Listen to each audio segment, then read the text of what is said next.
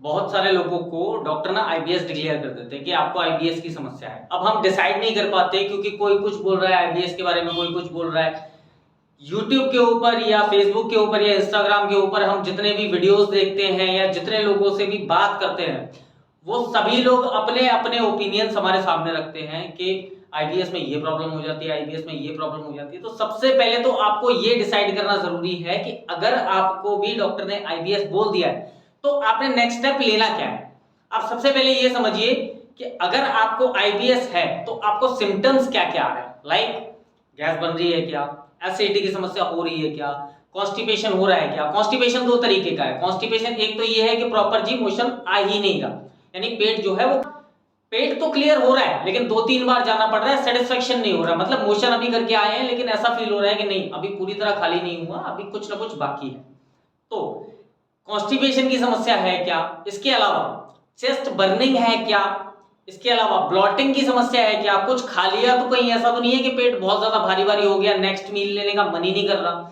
अगली समस्या, सांस लेने में दिक्कत हो रही है क्या, ऐसा नहीं लगता कि कभी कभी खुल के सांस नहीं आ रहा है, दब रहा है कुछ ना कुछ, कोई जैसे हम किसी ने हमारा गला पकड़ रखा है।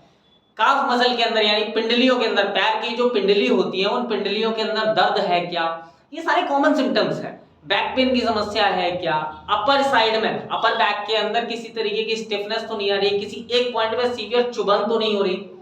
ये सारे सिम्टम्स आपको समझने पड़ेंगे। जरूरी नहीं है कि ये सारे के सारे सिम्टम्स हर किसी में आ रहे हो, लेकिन इनमें से कुछ कुछ सिम्टम अगर आपको आ रहे हैं। एक और चीज, वेट लूज। दूसरा, गोनेडियल ऑर्गन्स का ऊपर नीचे हो जाना, मेल के अंदर जो टेस्टिस हैं वो ऊपर नीचे हो जाना, फीमेल्स के अंदर जो है ओवरीज का ऊपर नीचे हो जाना, जिससे मंथली सर्कल के ऊपर जो है इंपैक्ट आना। तो ये भी एक तरीके का सिम्टम है जो कि पेट से रिलेटेड है, जो कि आईबीएस से रिलेटेड है। अब समझना क्या है आपको कि आईबीएस की समस्या अगर आपको हो चुकी है तो आपको करना क्या है। देखिए डॉक्टर्स बोलते हैं कि आप साइकियाट्रिस्ट के पास जाओ, ये सारे जो सिम्टम आ रहे हैं इसको केवल साइकियाट्रिस्ट ही ठीक करेगा। क्यों? क्योंकि डॉक्टर ने इन सारे सिम्टम्स को सप्रेस करने के लिए आपको जो मेडिसिन दी है वो मेडिसिन जब तक आप ले रहे हो तब तक तो फायदा दे रही है, लेना बंद फायदा बंद। तो अभी नेक्स्ट स्टेप क्या लेना है। बेसिकली आपको यह समझना पड़ेगा कि अगर मेडिसिन लेने के बाद हमारे जो सिम्टम है वो सप्रेस हो रहे हैं और फिर वापस से निकल के आ रहे हैं, तो ये कोई मानसिक प्रॉब्लम नहीं है। देखिए बहुत सारे लोग बोलते हैं कि आप सोच ज्यादा रहे हो इसलिए हो रहा है। नो डाउट मानता हूं इस चीज को कि जब आप ओवर थिंकिंग करते हो किसी भी चीज के बारे में तो वो चीज आपको जो है अटैक करती है, वो चीज और ज्यादा जो है शूट करती है। लेकिन अगर आप नहीं भी कर रहे हो, अभी अगर किसी के पेट में दर्द हो रहा है और हम उसको बोले नहीं नहीं यार तू सोच मत के तेरे पेट में दर्द है, तू कहीं और ध्यान लगा, कैसा इलॉजिकल चीज है। मतलब अगर किसी को दर्द है तो है, उसमें सोचना ना सोचने वाली कोई बात ही नहीं है किसी तरीके की। तो अगर मान के चलिए आपको सारे सिम्टम्स आ रहे हैं और डॉक्टर ने आपको रिकमेंड कर दिया कि आप साइकियाट्रिस्ट को दिखाओ, साइकियाट्रिस्ट इसमें क्या करने वाला है सिवाय नींद की गोलियों के और आपका ब्रेन वॉश करने के अलावा उसके पास कुछ है क्या। किसी भी साइकियाट्रिस्ट के पास केवल आपकी काउंसलिंग कर सकता है साइकियाट्रिस्ट, आपको नींद की गोलियां दे सकता है, इसके अलावा तो कुछ नहीं साइकियाट्रिस्ट के पास। आपको केवल चीजों के बारे में समझा सकता है कि आप इन चीजों से कैसे दूर हट सकते हो। लेकिन क्या इस सब से प्रॉपर आईबीएस का इलाज पॉसिबल है? क्या इस सब से आईबीएस ठीक हो सकता है? क्या इस सब से आप पूरी तरह फिट हो सकते हो? समझ के देखना। और ऐसा भी नहीं है, बहुत सारे लोग अभी भी आप बहुत सारे पेशेंट्स को ऐसे होकर देखेंगे जो ऑलरेडी साइकियाट्रिस्ट के पास होके आ चुके हैं और जिनको रिजल्ट्स नहीं मिले। रीजन, उनके अंदर टेक्निकल इशू है।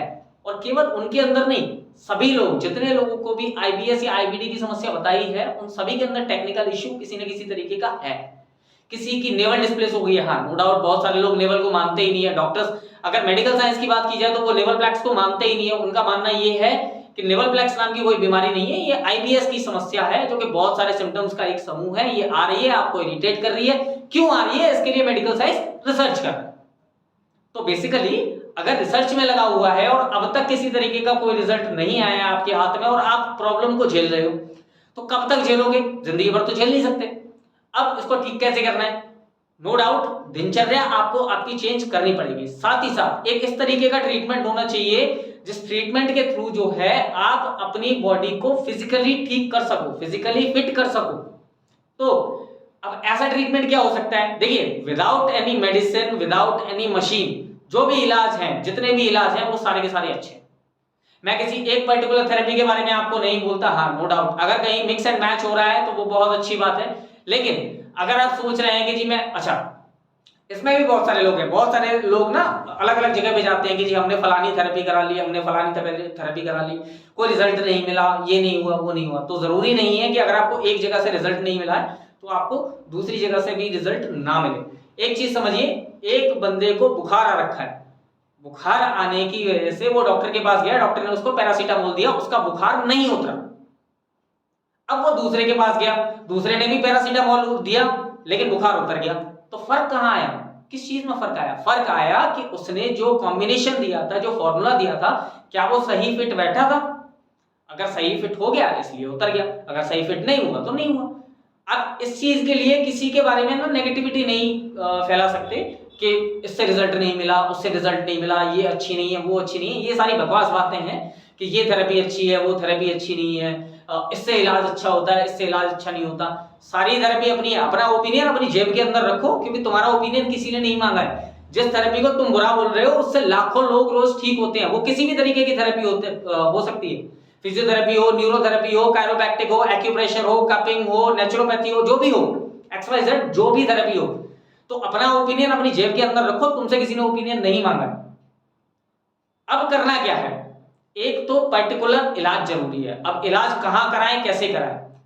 सबसे पहले तो यह जरूरी है कि इलाज उस व्यक्ति के पास कराइए जिसको इस विषय में पूरी जानकारी हो, जो समझ सके आपको, जो आपके पेट की कंडीशन है उसको आपके बोलने से पहले एक्सप्लेन कर सके। समझ रहे हैं आप? जब तक सामने वाले को आपकी प्रॉब्लम का सॉल्यूशन नहीं होगा। अभी आजकल आप देखोगे, आजकल यूट्यूब पे तो सारे ही गाने बन गए, इधर उधर से 2-4 वीडियो देखे और बस हाँ जी हाँ, हम ठीक कर देंगे, हम ठीक कर देंगे, हम ठीक कर देंगे, सारे ठीक करने में लग रहे हैं। होता कुछ नहीं है किसी से, लेकिन हम भी ठीक कर देंगे, हम भी ठीक कर देंगे, बस लगे हुए हैं। खैर ठीक है, कर रहे हो तो करते रहो, उससे कोई फर्क नहीं पड़ता। लेकिन कुल मिला के आपको यह समझना जरूरी है कि अगर आईबीएस को ठीक करना है तो पर्टिकुलर थेरेपिस्ट आप जो भी देख रहे हैं, क्या वो इस लायक है, क्या उसको पूरी जानकारी है कि वो आपकी प्रॉब्लम को समझ सके और उसको ठीक कर सके। साथ साथ काउंसलिंग बहुत ज्यादा जरूरी है। जब तक काउंसलिंग नहीं होगी, देखिए मेंटली भी प्रेशराइज होता है आईबीएस के अंदर पेशेंट, तो आपको क्या करना है, काउंसलिंग भी बहुत ज्यादा जरूरी है, पेशेंट की काउंसलिंग करना बहुत जरूरी है, तो काउंसलिंग भी करिए।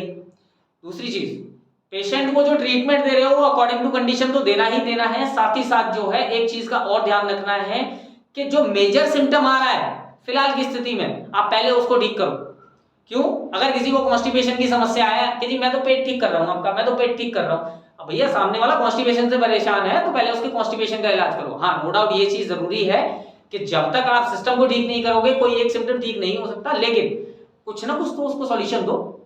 जब तक उसको प्रॉपर सॉल्यूशन नहीं मिलेगा तब तक उसके अंदर वो पॉजिटिविटी, एनर्जी या किसी तरीके की पॉजिटिव वाइब्स जो है वो जनरेट होगी ही नहीं।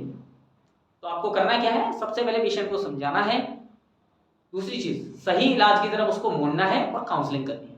ये सारी चीजें जरूरी है, आप इसको कर दीजिए, पेशेंट ठीक हो जाएगा। हमारे पास सैकड़ों रिजल्ट पड़े हुए हैं, सैकड़ों कार्ड पड़े हुए हैं जो आईबीएस के थे, जिनको डॉक्टर ने आईबीएस बोला था, आज बिल्कुल फिट है। चैनल पे विजिट करके देख लेना, हमारे यूट्यूब चैनल पे देख लो, इंस्टाग्राम पे देख लो, सालों पुराने केस जो सालों पहले कराया था उन्होंने ठीक, वो भी आज आप छोटी मोटी प्रॉब्लम्स के लिए आते रहते हैं, हमसे जुड़े हुए हैं आज भी, तो वो आके खुद बोलते हैं कि हाँ जी हमने इलाज कराया था, इतने साल पहले कराया था, आज बिल्कुल ठीक ओके है। कहाँ गया आईबीएस, कैसे ठीक हो गया आईबीएस? लेकिन डॉक्टर इस चीज को नहीं मानेंगे। खैर हमें मनवाना भी नहीं।